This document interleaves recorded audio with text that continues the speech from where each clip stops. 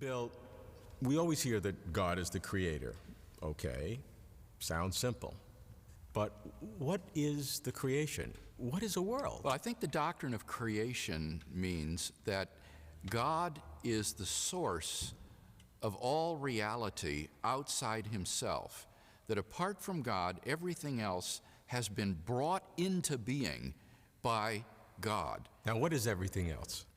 Well, it would include all reality, whatever realms of reality you might think it exists. It would be all physical, concrete objects. It would be time and space themselves. It would be any realms of spiritual reality that you might believe exist, such as angels and other spiritual beings. And it would include any sort of abstract objects, if you think that those sorts of things exist. Like mathematics, 2 plus Yes, 2 like equals 4. sets and numbers and propositions and so forth. How about things like causation or logic, operations among ideas?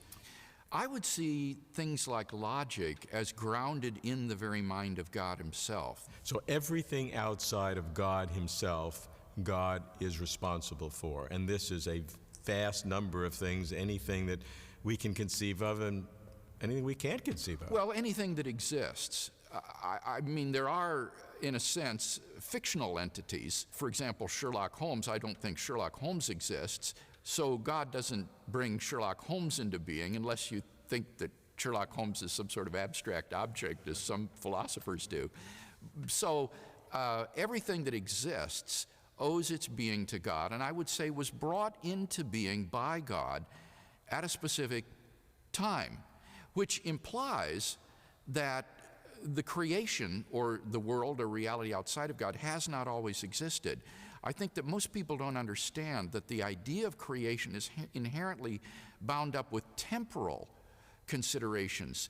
These things are not just dependent upon God for their being, but they were brought into being by God.